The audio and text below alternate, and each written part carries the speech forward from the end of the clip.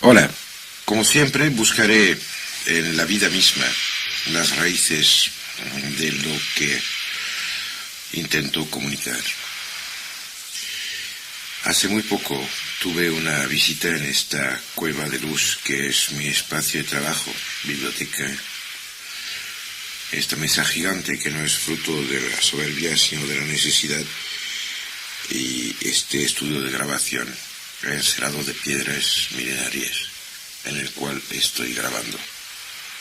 Esta visita inesperada provocó una toma de conciencia muy fuerte, ya que se me preguntó el por qué.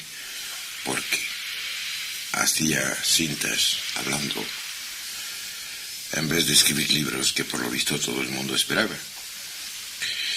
Realmente me costó un momentito contestar, pero la respuesta tiene importancia porque afecta y tiene que ver con cada uno de vosotros. Desde lo más lejos de la conciencia humana, conectándola con las tradiciones que soportan el instinto de trascendencia enraizado en cada alma, cada ser, cada historia propia. El mensaje es el mismo.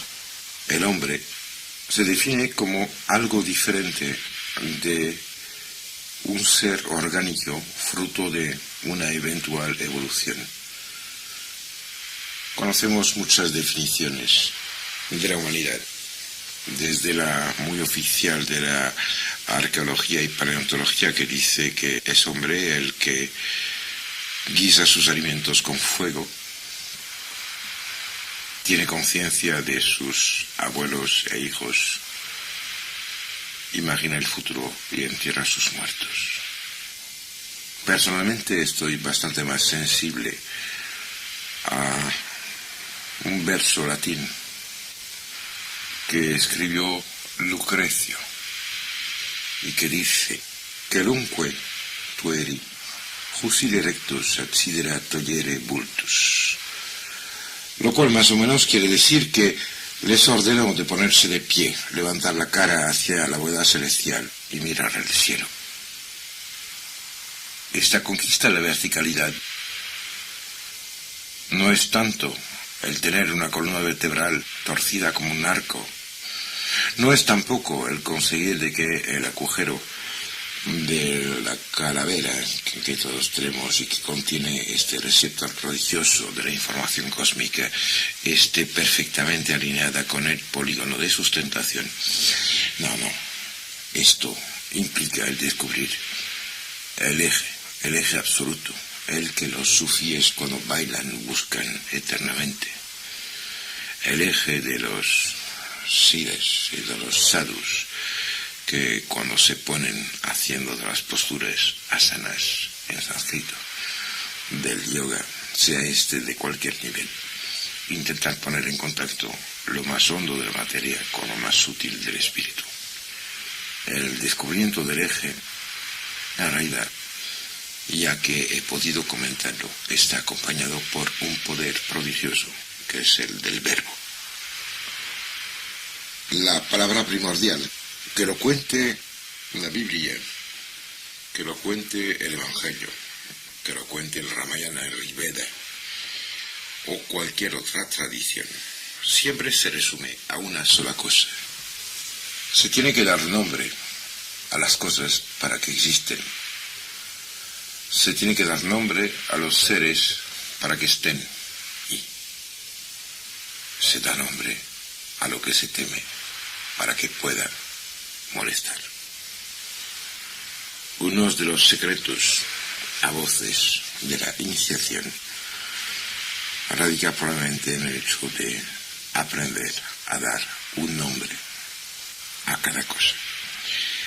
Pero antes, detrás y alrededor de ese secreto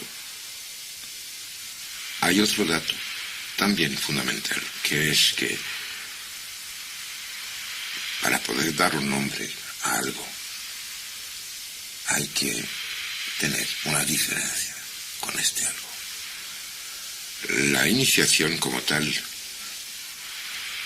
y quiero decir no esas fantasmadas que se venden o que se hacen, sino la cosa que transforma el ser en lo que tendría que realmente ser desde siempre.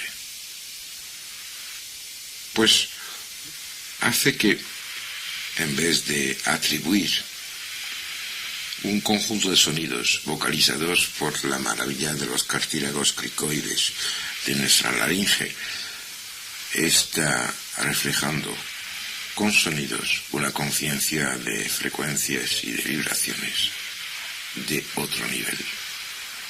El nombre de las cosas en el mundo de los iniciados es lo mismo que las cosas. Cuando un mago dice Silia, se puede sentar sobre la palabra que acaba de pronunciar. Todos, y usted más concretamente, si está escuchando esto, es que tiene este hambre feroz de reprogramación liberadora que podría abrir el paso a una vida más ciertamente justa que la que hasta ahora ha vivido. Todos decían, vamos con unos sueños dentro. Sueños sin nombre. Ahí está la diferencia entre los que padecen las ganas y los que manifiestan el deseo. Todos estamos esperando el momento en el cual los desiertos volverán a florecer. El problema es que proyectamos sobre otros, algunos, quien sea, los que saben, los que pueden, los que deben, los comportamientos que realmente tenían que nacer de cada uno de nosotros. Hay tantos mundos como hay conciencias que los miran. Y esto va tan lejos que unos místicos sufíes, por ejemplo, llegaron a encontrar la puerta escondida que llevaba a otros universos en los cuales existen ciudades y personas. Y que entre esas ciudades gente tan idiota como yo o usted. Tenemos datos fehacientes de esto. Estoy hablando de la tierra de Orcalie o la tierra de Svange, descritas en los textos de los místicos no sunitas y en el ámbito occidental traducidos y comentados por Henri Corbin, un personaje de excepción. De todas maneras, todos esos textos y esas cosas que estoy diciendo no están destinados a hacerlos romper su vida habitual, ya que al final han escogido tener las dificultades que están padeciendo, porque es la única manera de poner al claro unas cuentas atrasadas y muy antiguas. Todo lo que se empieza se tiene que acabar y las maldades son bondades mal hechas. No es un juego de palabras, tendrán tiempo para pensarlo. Volviendo al tema inicial del verbo, dése cuenta de que estamos ahora, debido a la proliferación de los medios de relación entre seres humanos con ciencias disponibles, debido también a los medios técnicos de difusión, estamos en un mundo de información diseminada, lo que hace que nadie prácticamente se da cuenta de lo que implica la palabra informar o información. Si se para usted un segundo, se da cuenta que informar o información quiere decir dar una forma. ¿Qué es una forma? Una forma está definida por el límite último, detrás del cual o después del cual la cosa que se describe deja de ser tal cosa. Si usted está sentado en un sillón, el espacio en el cual deja de ser usted y empieza el sillón está marcado en milímetros en la conciencia habitual, en Angstrom en la conciencia fina y en el imposible en una conciencia científico-física. De todas maneras, esto quiere decir que el verbo sirve para determinar a dónde las cosas tienen que cambiar, dónde el nombre del pez tiene que cambiar para hacer rana y dónde el nombre de rana tiene que cambiar para hacer algún que otro bicho que se mueve sobre la tierra y no le hace falta volver al agua. Todos tenemos esto dentro de nosotros. Dentro de la estructura de lo que nos permite tener conciencia del mundo que nos rodea y de nosotros mismos, existe una especie de legado que marca por la estructura misma de lo que somos las cosas a las cuales nos podemos relacionar. Si usase demasiados cortes en una cabeza humana, por ejemplo la suya, y si le da miedo la mía, encontraría en un corte vertical 3 niveles.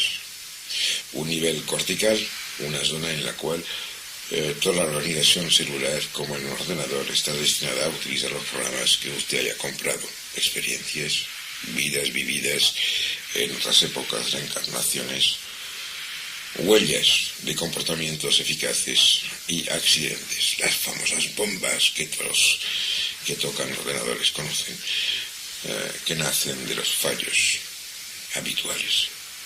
Un poco más abajo se encuentra la gana, el deseo o el odio, el recelo o la gana feroz de las cosas. Allí se encuentra la zona en la cual los poetas van a beber. La musa duerme en la zona protolímbica de nuestro cerebro.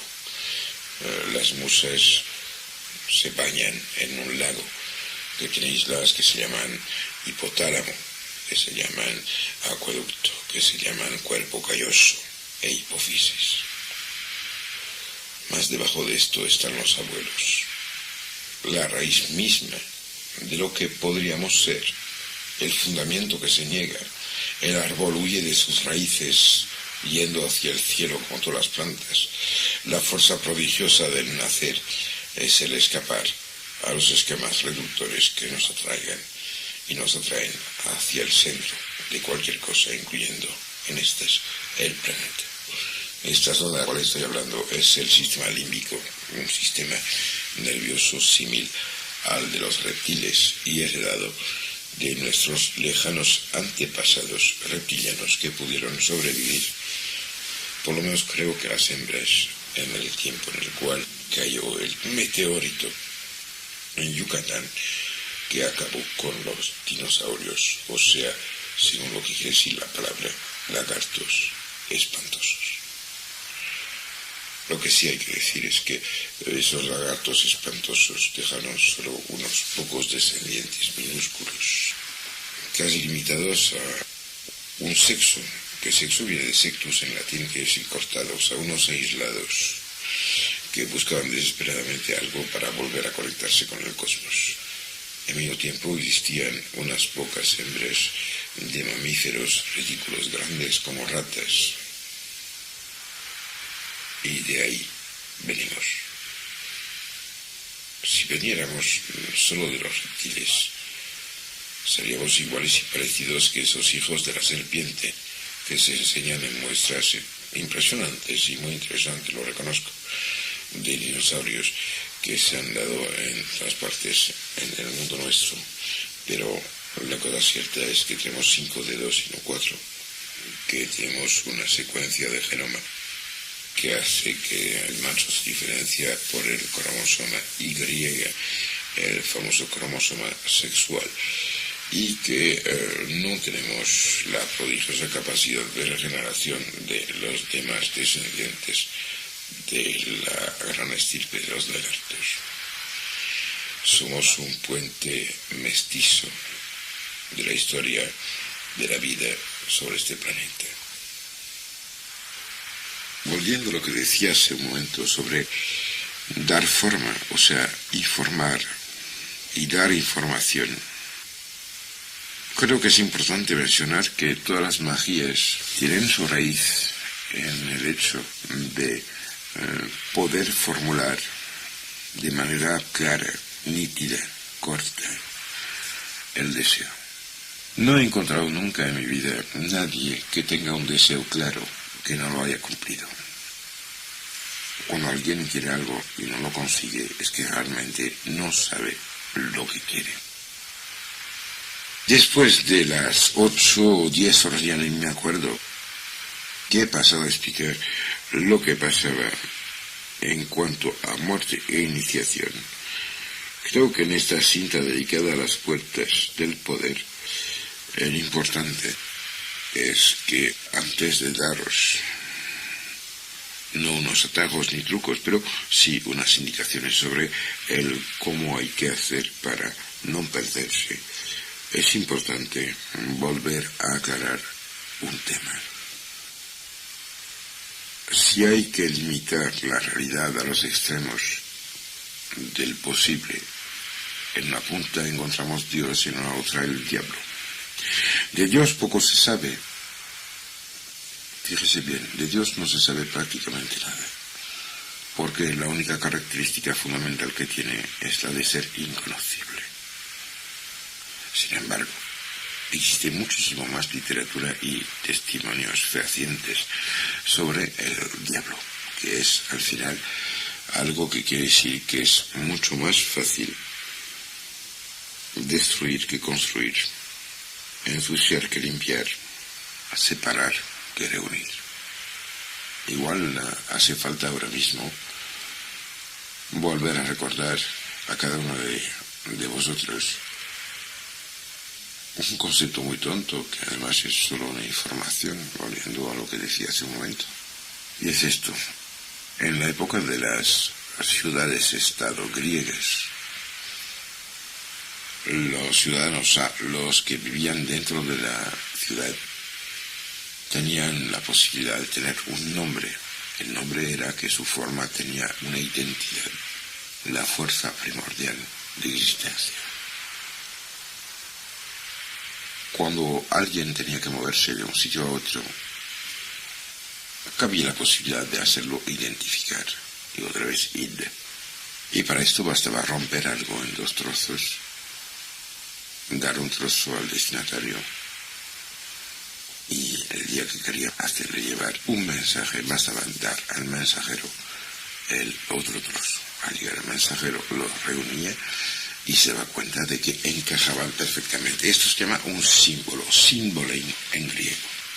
Al opuesto absoluto de esto está el hecho de que cuando algún ciudadano miembro de esta estructura muy peculiar estaba castigado por el consentimiento global de los habitantes para echarlo porque era insoportable, o quién era, o qué hacía, o qué había hecho.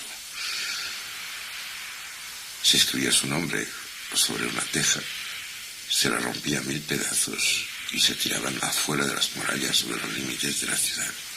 Este acto se llama ostracismo. De ahí viene ostracos y de ahí viene también la palabra nuestra para esta cosa fantástica que son las ostras, porque la forma de los trozos de esta teja en la cual había el nombre lo llamaban ostracos. Y ahí nace un otro concepto que se opone al del símbolo en lo que se puede reunir. Dentro de los ostracos y del ostracismo está la raíz de algo que nunca jamás se podrá volver a unir, es el desorden absoluto. Y oponiéndose al símbolo es el diablo. Vuelven a pensar lo que es el diablo y se dan cuenta que muchas veces, como uno se cabrea, se pelea, grita, hace o no hace ciertas cosas, diaboliza su vida. Quiero decir que impide de que se puedan reunir los trozos separados, diaboliza su corazón, su alma, sus amigos, su mujer, sus hijos, hasta se diaboliza a sí mismo, transformándose en un salpicado de vida sin posibilidad ninguna de reunirse. Espero que tengáis en conciencia que para ser iniciado no quiere decir haber llegado, quiere decir empezar. Y hay que definir los objetivos ¿Sabe? Si el grano de trigo sabe lo que es la cosecha, probablemente que lo puede conseguir siempre. Yo no sé ni tengo ganas de contaros cuál será la cosecha humana, pero sí, me gustaría poder explicaros lo que es el vivir como chispas solares, como puntitos moteados de luz, salpicados en medio de la noche y la inconsciencia. Me gustaría que quede inscrito como cicatriz de luz en su piel de oscuridad, que lo normal es acordarnos del futuro como una posibilidad y acercarnos a él como a un pequeño animal que está por nacer y que tiene un corazón que ya late al borde de nuestra conciencia cegada.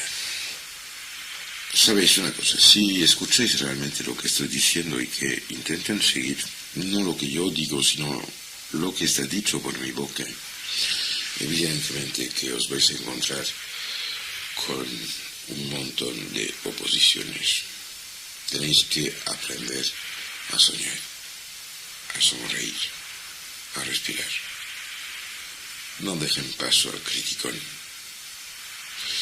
al que por facilidad siempre oscurece todo, porque busca los contrarios, ya que es, como lo he dicho hace un momento, mucho más fácil destruir y ensuciar que limpiar y construir. También es cierto que lo que estoy diciendo os va probablemente a aislar o a alejar de lo que son vuestras raíces judeocristianas globalmente, cristianos de ley vaticanistas o sefardis o maranos, porque al final este es el paisaje de nuestra querida península ibérica. Tenéis que pasar mucho más allá de esas definiciones histórico-espirituales, porque lo único importante es lo que precisamente nunca jamás se podrá encerrar en un sitio, un momento, un accidente, una hazaña.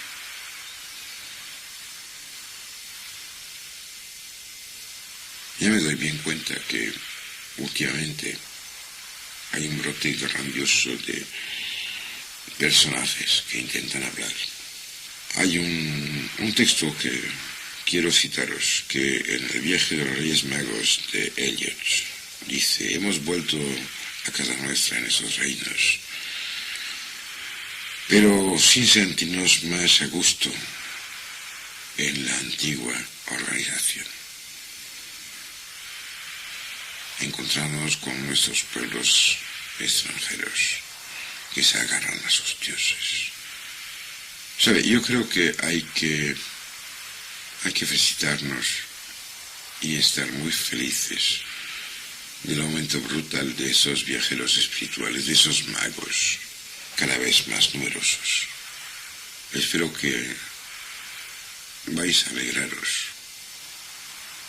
Igual si sois ustedes, o el que me escucha ahora mismo, uno de ellos, porque al ir más lejos que la cultura tradicional de la cual vienen, son y estáis forjando una nueva y magnífica cultura planetaria. Estáis transformando este mundo en un gran pueblo, en una comunidad. Sois y tenéis que ser los actores de la paz.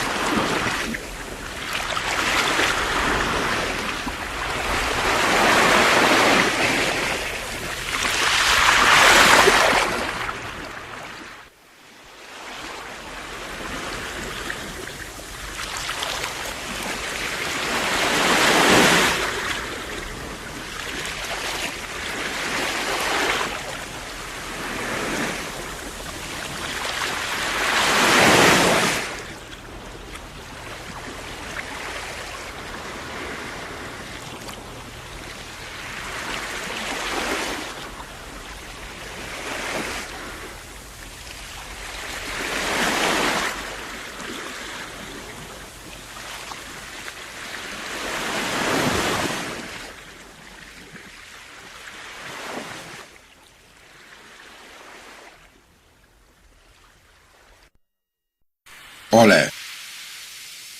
Hace unos 35 años, en la parte sur de India, en una escuela, llegó un inspector. Y en esta pequeña escuela, como siempre, casi siempre en India, los alumnos estaban somnoleando, medio dormidos, escuchando al maestro contar con una voz monocorde, o sea, una voz llana, el Ramayana.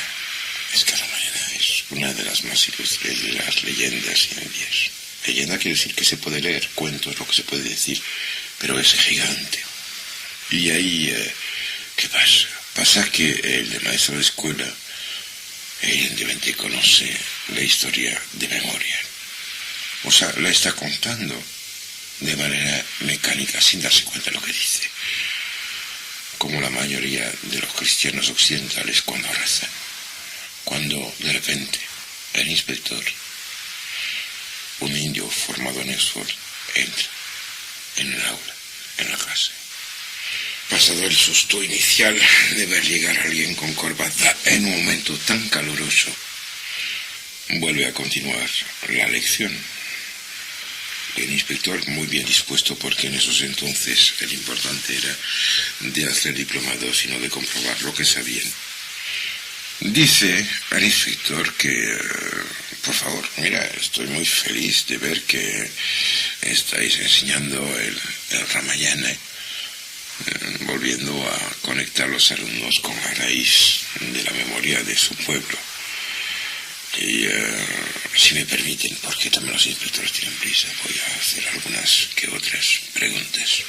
Piensa un segundo y dice, bueno, son niños, juegan a pelearse, con lo cual se van a acordar de las batallas. Y Dios sabe que en el Ramayana las descripciones de batallas son muchas, pero con pocos personajes y unos pocos puntos álgidos realmente en el transcurso de la historia. Con lo cual dice, ¿quién rompió el arco de Shankara? Esto normalmente sería una pregunta muy fácil. Pero entonces pasa una cosa extraña, que en el fondo de esta sala en la cual los niños y los alumnos están sentados sobre el suelo, un niño levanta el brazo, apunta el dedo hacia el techo y dice, señor, no soy yo, yo he sido ausente los últimos 15 días y realmente ignoro quién rompió el arco, pero como es siempre a mí que se atribuyen las culpas, pues vale, lo he hecho yo. Y el inspector se queda de piedra. Y el maestro de escuela se pone ahí delante y dice, oye, cuidado, es que este es un don nadie y que ciertamente es el culpable, aunque no se sabe, porque es que realmente es el peor elemento de toda la clase. Y coge el niño y le dice, coño, si no eres tú, ¿por qué te has levantado para decir que no eras tú? Realmente es que esto es increíble.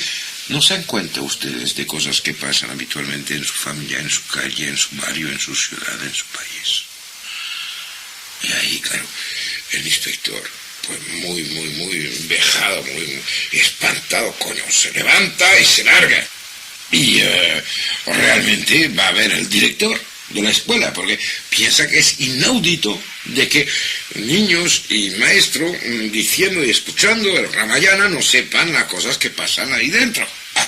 Y va a ver el director de la escuela para contarle lo que acaba de pasar e intentar cerrar la historia. Y ahí el director de la escuela le dice, buscando, pues mira, hacer paces y encontrar una solución media, ¿no? Dice, oye, ¿qué importa quién rompió el arco? Al final, pues mira, entremos el asunto, ¿no?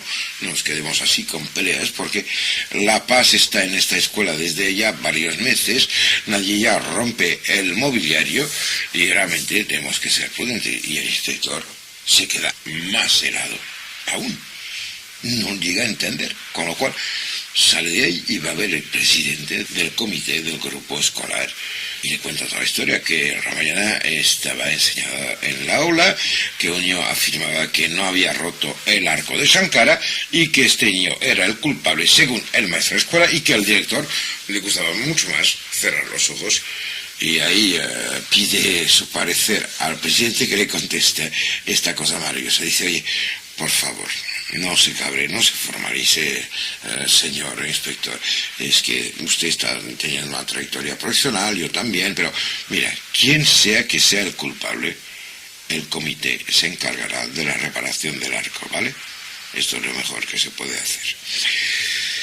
Creo que esta historia, que parece una broma, se tendría que meditar muchísimas veces con mucha atención. ¿Cuántas veces usted que me está escuchando ha dicho, no lo he visto, no lo he leído, no sé, no he oído hablar de esto, con lo cual no existe? ¿No habéis oído también mucha gente hablar de cosas que no conocían? Daros cuenta, nadie se acordaba del episodio del Ramayana en el cual el arco de Shankara había sido roto. ¿No creéis que hubiera sido mucho más sencillo preguntar, ¿el arco de quién? ¿Qué me está diciendo? El problema fundamental que tendréis que resolver para empezar realmente este largo recorrido feliz, lleno de luz, que os llevará hacia donde encontraréis la maravilla que sois desde siempre, pues tendrán que aprender unas pocas cosas. Muy poca gente está dispuesta a reconocer su ignorancia. Esto hace falta tener mucho valor para hacerlo, pero las consecuencias de este fallo son desastrosas para la humanidad. Actuamos, aunque ignorante, como si conociéramos todo, y en realidad sembramos la confusión dentro de nuestra vida y dentro de la vida de los que nos rodean. Todas las soluciones que damos a los problemas, todas las respuestas que damos a las cuestiones que se plantean dentro de una vida humana parecen, según cuándo y cómo, a las del niño que dice, oye, aunque no sea yo, vale, a mí se me atribuye siempre de haber roto las cosas, soy yo que he roto el arco de Shankara. A la del maestro de escuela que dice, bueno, al final, si lo dice este, es que probablemente es el culpable. O a la respuesta del director, que dice, poco importa quién es que ha roto el arco de Shankara, lo reemplazaremos. No sea nunca usted, si quiere albergar la luz, la verdadera luz, la que no tiene nombre ni límite, si quiere ser eterno, no diga nunca quién, qué, por qué, ni se atribuya culpas que no tiene. ¿Sabe? De manera general, contestar sin haber entendido es un fallo terrible, porque entonces nos engañamos a nosotros mismos. De todas maneras, quiero comentaros que no estoy hablando de cosas imposibles. Realmente mi intención es de entregar unos pocos mapas, unos planos, algo que permita ubicarse dentro del mapa ciego en el cual se desarrolla su existencia. ¿Sabéis? Se han encontrado, por ejemplo, en el hombre unos cuantos cristales de magnetite. Investigaciones del profesor Rocard, el padre del que fue primer ministro en Francia, demuestran que en el hombre esos cristales de magnetita se encuentran en fibras nerviosas, en las cejas, los tendones de la nuca, de la columna lumbar, en el hueco de los codos, en las rodillas y los talones. Esas zonas que son muy receptores a la variación del campo magnético terrestre, a la radiación telúrica y variaciones del campo global que irradia nuestro planeta, son muy sensibles a las variaciones marcadas por la presencia de otros seres. El iniciado es el que comulga permanentemente con este ser gigante que acabará siendo el hombre cuando todos los hombres habrán dejado de impedir el contacto con los que los rodean. La función del iniciado es la de disolver las fronteras, ampliar la interfase que permite que cada motita de conciencia se suma a la conciencia global y que emprenda el gran camino para entender la coherencia universal en este plano limitado que conocemos y que los físicos ni siquiera acaban de entender. Pero tranquilícese, hay miles y miles de peldaños en esta escalera, de la cual no hemos ni siquiera acabado de subir el primer escalón.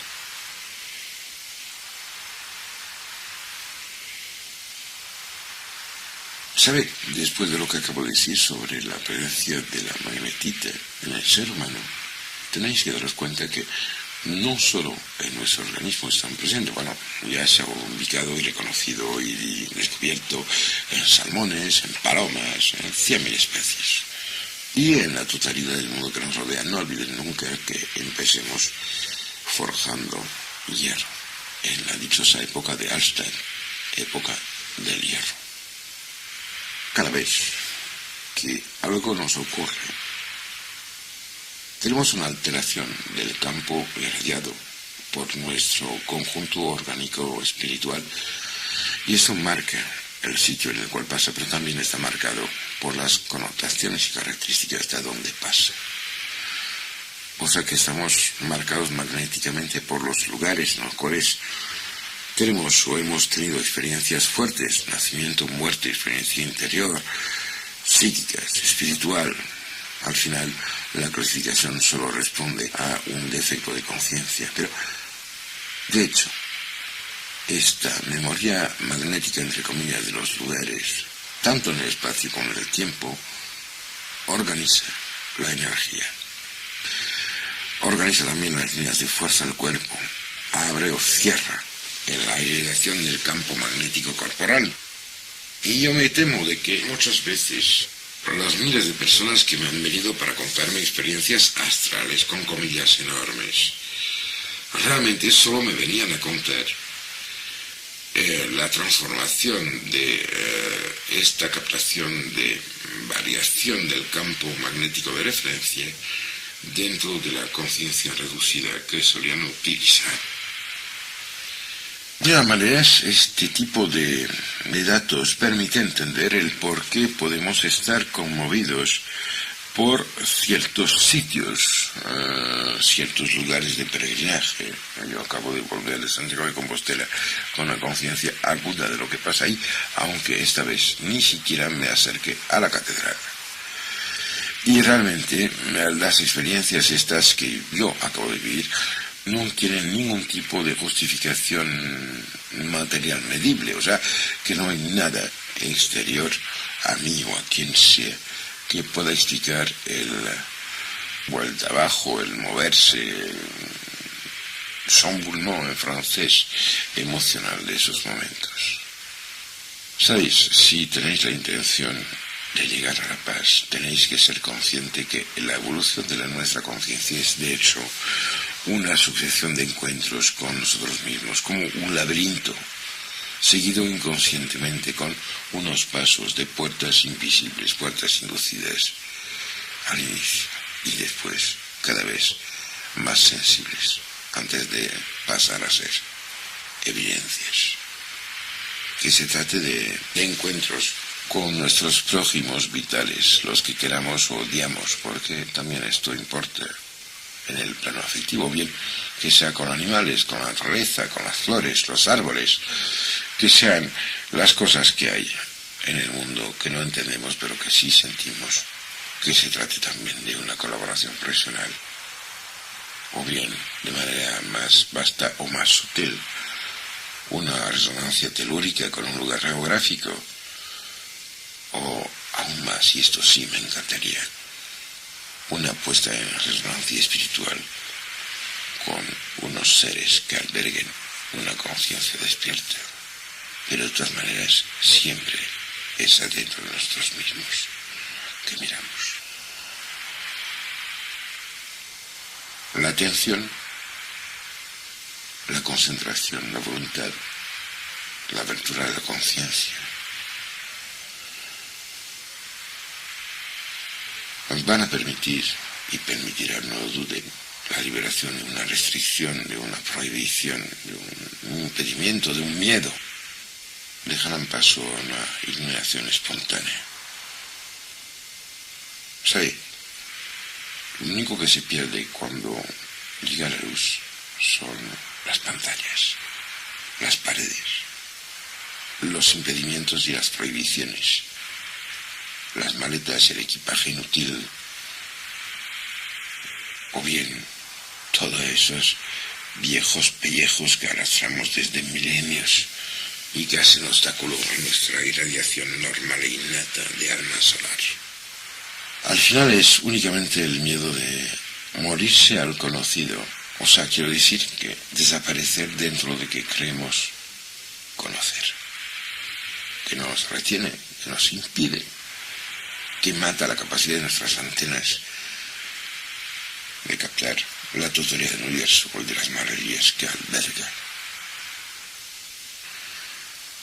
Al final, el proceso de una vida dedicada al callar su final ineluctable y al no acordarse nunca de la muerte o hacer como si no fuera, se puede asimilar una enfermedad, porque en la enfermedad hay inferius, ir por debajo. No quiero saber. Lo que no ven los ojos no hacen ya llorar el corazón, sí, dichos malos. Frente a este tipo de desorden,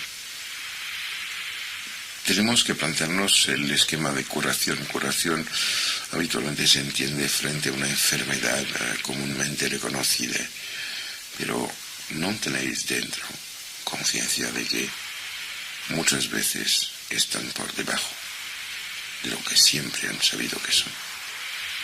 Esto no sería la enfermedad fundamental, de la cual todas las demás son solo proyección o reproducción disminuida o solo mala imagen. De todas maneras, hay que tratar la conciencia no abierta como si fuera algo enfermo.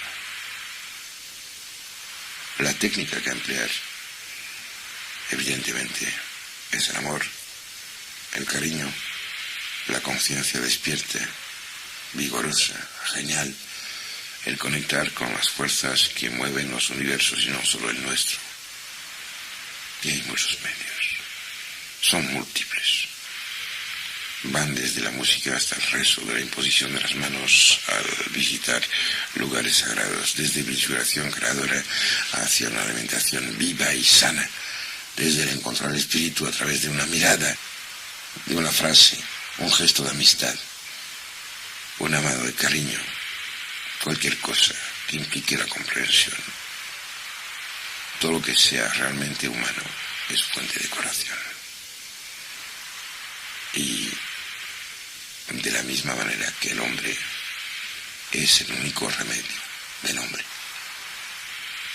la humanidad es el único maestro para que los hombres empiecen a ser lo que tendrán que ser en la eternidad que les corresponde. ¿Sabe? Al final los iniciados, al disolver por lo menos parcialmente los límites de sus egos, aseguran la coherencia del legado interpersonal que empezó en los orígenes de la especie humana.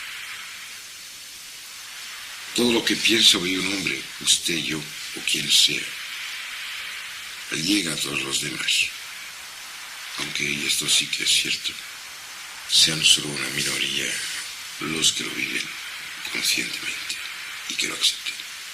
Pero saben, realmente enfrentándose a este mundo que no permite a nadie soñar, proyectar, esperar, un mundo en el cual nadie pone un árbol pensando que lo verá grande con sus hijos comiendo en su sombra. ¿No creen que ha empezado ya el tiempo en el cual nadie puede ser de verdad a sí mismo si los demás no tienen oportunidad. ¿Quién puede vivir apagando el televisor después de haber visto 5.000 niños morir de hambre en Somalia o en Etiopía? ¿Sabe? La iniciación no es una nueva aristocracia. En realidad no presume ni siquiera de que alguien sepa escribir o leer. La iniciación quiere decir solo que se emprende el camino magno que lleva a la masa orgánico celular hacia algo que puede prescindir de tener un cuerpo. Es el camino de la luz. Sé que durante mucho tiempo pareció ser el privilegio de unos pocos elegidos, pero honestamente, tal como realmente es, dense cuenta del momento que han escogido vivir. En este tiempo terrible se acabó la época de las elecciones. Y sabéis, ante y frente al destrozo planetario solo queda una puerta abierta a los que pueden y podrán y tienen que soñar el planeta de mañana. No hay nadie que pueda ser lo que seremos todos sin que los demás estén incluidos en su destino. No vagamos por mares ignotos. Es tiempo de abrir puertas y corazones. Es tiempo de abrir la mano para los que nunca han podido acceder a la conciencia que permite entender el mundo en el cual estamos, que puedan caminar con los que han encontrado el mapa o la puerta, y por eso hablo. Aunque el concepto que evoco sea ajeno a la avidez aparente de nuestra sociedad transitoria, nadie puede esperar llegar a la meta del destino humano sin que por lo menos lleve a algún otro sobre sus espaldas. Si dudan, si tienen miedo, cosa muy normal, quiero que sepan que los iniciados auténticos están entre nosotros, venidos desde la lejanía del tiempo, dormidos, muchas veces dentro de vuestras mentes cegadas, dormidos y esperando que nos abramos, dormidos y vivos en todas las miradas que ignoramos, en todas las manos que desdeñamos. ¿Sabe? Nadie puede entrar solo en el cielo. La luz nos espera en medio de la oscuridad. Hasta pronto.